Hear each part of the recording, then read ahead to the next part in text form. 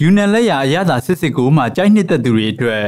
ရန်ကုန်မြို့အလုံးမြို့နယ်တွေကခောက်ဖူစားဝယ်စုံကိုညွှန်ကျင်ပါတယ်။တိတ်ရိပ်ဝါးရည်နဲ့စမ်းရည်တွေပါဝင်တဲ့စားတောက်ဆိုင်လေးမှာဘယ်စားတောက်တွေရနိုင်တယ်လဲ။ခောက်ဖူစားတောက်ဆိုင်မှာအထင်ကြီးအဖြစ်တဲ့အစားအစာတွေကတော့ပြားကျော်ရေးပြောင်းမှုတုပ်ဝက်ကောင်းအော်စွန်းတုပ်အာလူထောင်ဝက်စတူးချက်မုံညင်းစောနဲ့ကြက်ချင်စော်ကားသီးတို့ဖြစ်ပါတယ်။ယူနန်နီးတိုင်းချက်ပြုတ်တဲ့15နှစ်သက်တမ်းရှိတဲ့စပူမှုကိုဝင်းဆွေက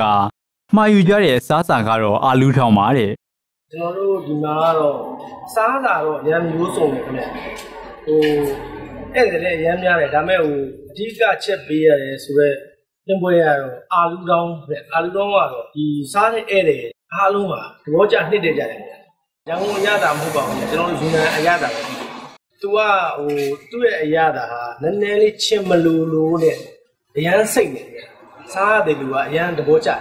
။ယူနန်ရင်ကျေးမှုတွေရောရှက်နေတဲ့ဒီဆိုင်လေးဟာတခါမှမရဘူးသေးတဲ့အရသာကိုမြည်ဆန်းလိုက်ရတယ်လို့လက်ရကောင်းပြီးစားတောက်တွေကလည်းကွာခြားမှုရှိတယ်လို့နိုင်ငံတကာအကြောင်းမှာအလုပ်လုပ်နေသူတယောက်ကမှတ်ချက်ပေးပါတယ်။ There's a lot of varieties of dishes that you can order.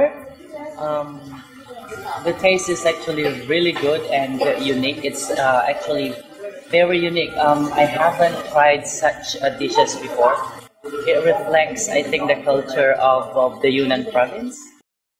ဗဟိုလန်းနဲ့ပြည်အောင်စုရိပ်သာလန်းတောင်မှာရှိတဲ့ခုတ်ဟူယူနန်စားတောက်ဆိုင်လေးဟာ